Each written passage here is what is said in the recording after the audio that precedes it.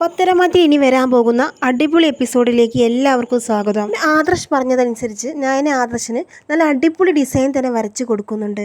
ഒന്നാം തരം പുതിയ ഡിസൈൻ തന്നെയാണ് ഞാൻ വരച്ചു കൊടുക്കുന്നത്. ഞാൻ ഒരു വിദേശ കമ്പനിക്ക് വേണ്ടിയിട്ടായിരുന്നു ആ ഡിസൈൻ വരച്ചു കൊടുത്തത്. അങ്ങനെ ഞാൻ ആ ഡിസൈൻ ആദർശിന് കാണിച്ചു കൊടുക്കുമ്പോൾ ആദർശിനാണെങ്കിലും ആ ഡിസൈൻ നല്ല ഇഷ്ടപ്പെടുന്നുണ്ട്.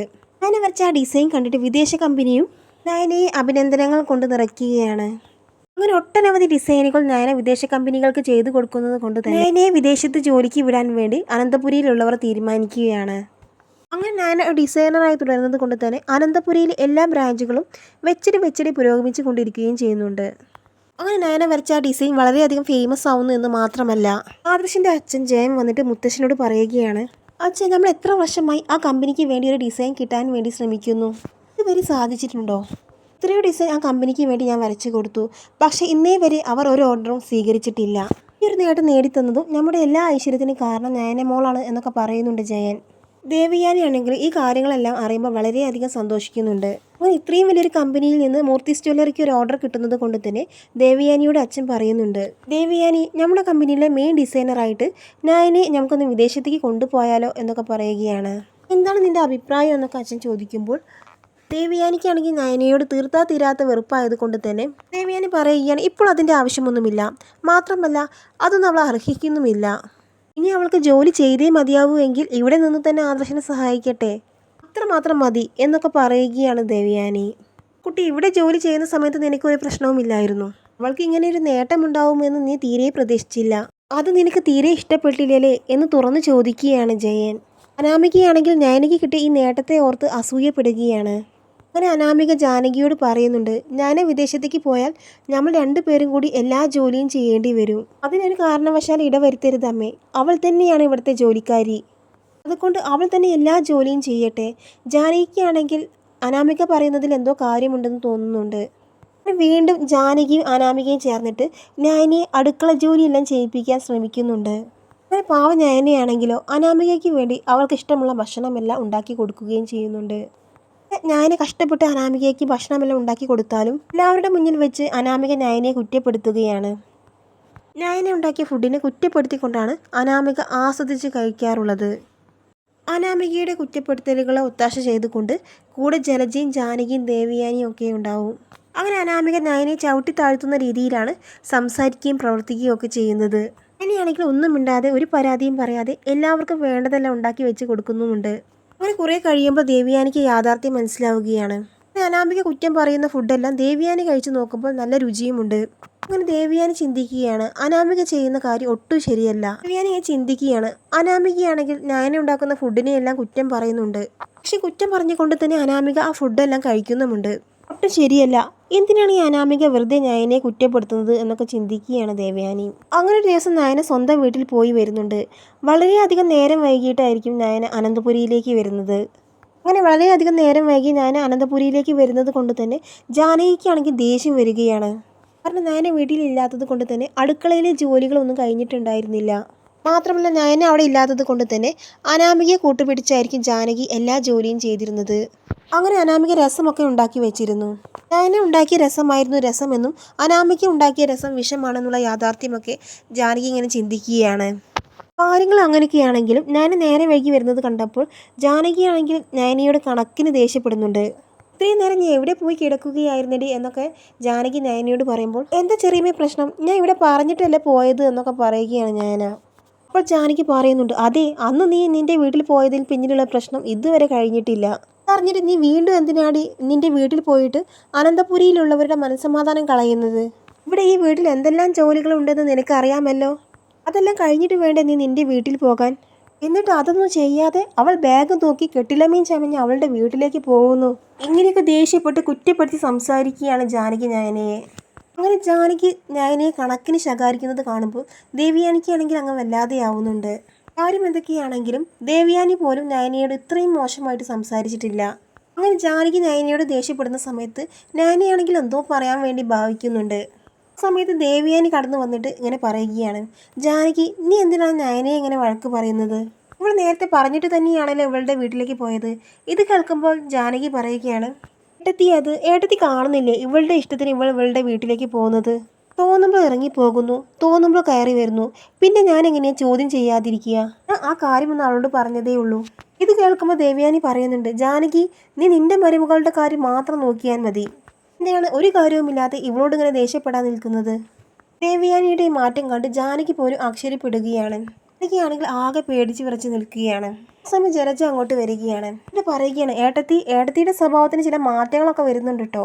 സമയത്ത് ദേവയാനി പഴയ ചില കാര്യങ്ങളൊക്കെ ഓർക്കുകയാണ്. ഒരിക്കൽ ജലജ ജാനകിയോടായിട്ട് പറയുന്നത് ദേവയാനി കേൾക്കുകയാണ്.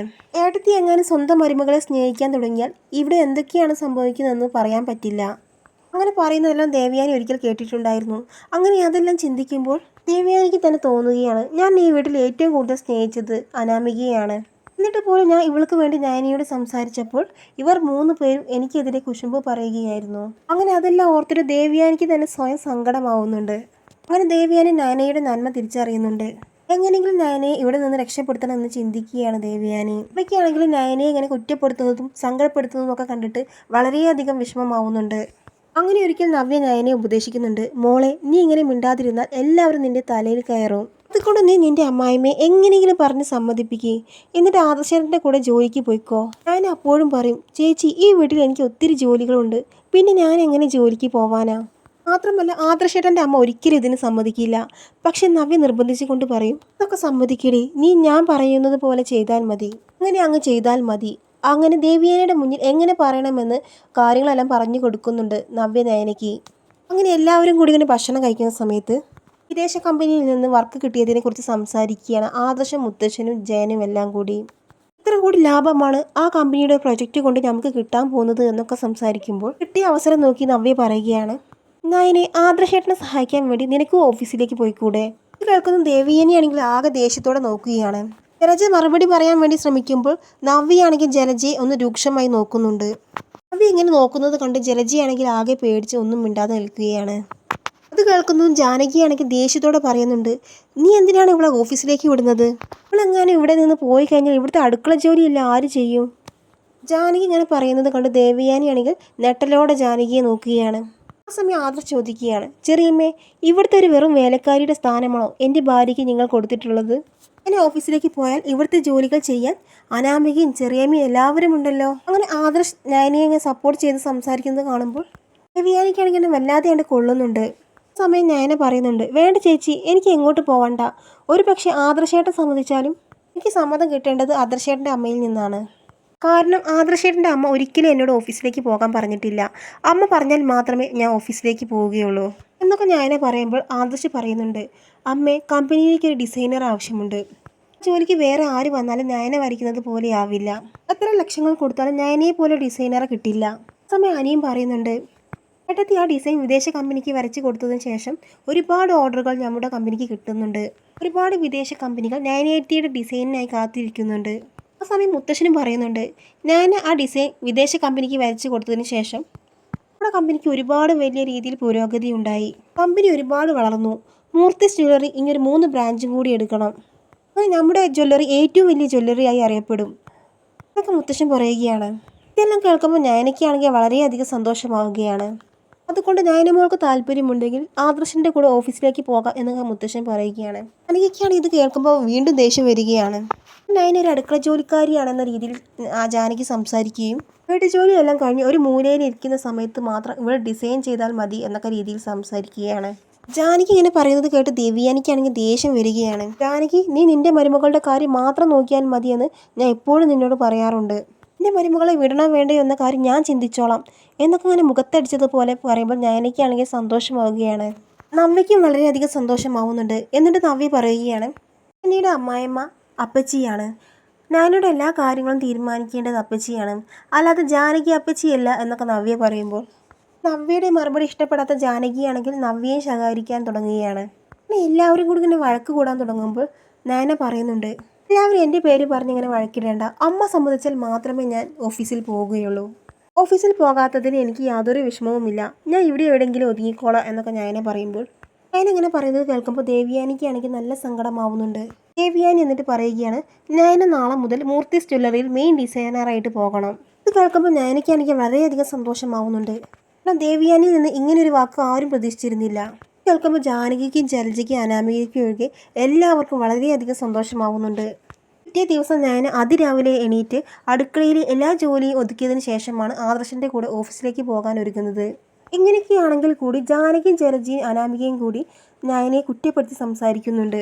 ഒന്നും ശ്രദ്ധിക്കാതെ നയന ഓഫീസിലേക്ക് പോവുകയാണ്. എന്നാൽ ദേവയാനിയുടെ സമ്മതം കിട്ടിയത് കൊണ്ട് തന്നെ നയനയ്ക്ക് വേറെ ആരും എന്തു പറഞ്ഞാലും ഒരു പ്രശ്നമില്ല എന്ന ഭാവമായിരുന്നു. നയന ആദർശൻ്റെ കൂടെ ഓഫീസിലേക്ക് പോകുന്നുണ്ട്. പിന്നീട് ജലജയും ജാനകിയും അനാമികയും കൂടി ദേവയാനിയെ അങ്ങനെ കുറ്റപ്പെടുത്തുകയാണ്. എനിക്കിപ്പോൾ മരുമകളോട് സ്നേഹം തോന്നിയെന്നും അവളെ ഓഫീസിലേക്ക് വിട്ടത് ഒട്ടും ശരിയായില്ല എന്നൊക്കെ പറഞ്ഞിട്ട് ഒരു ഘട്ടത്തിൽ എല്ലാവരുടെ സ്വഭാവം ദേവയാനി തിരിച്ചറിയുന്നുണ്ട്.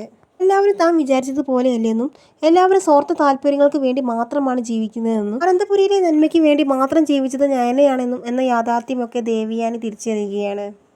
ജാനകിയുടെയും ജലജയുടെയും അനാമികയുടെയും എല്ലാം ദുഷ്ട സ്വഭാവം ദേവയാനി തിരിച്ചറിയുന്നുണ്ട്. നയനിയെ സ്വന്തം മരുമകളായി തന്നെ ചേർത്ത് പിടിക്കാൻ ദേവയാനി തീരുമാനിക്കുന്നുണ്ട്. മാത്രമല്ല താക്കോൽ കൂട്ടങ്ങളെല്ലാം നയനയ്ക്ക് കൈമാറുന്നുണ്ട്. ഇതെല്ലാം കാണുമ്പോൾ അനാമികയ്ക്കാണെങ്കിൽ ആകെ ഷോക്കഡ് ആവുകയാണ്.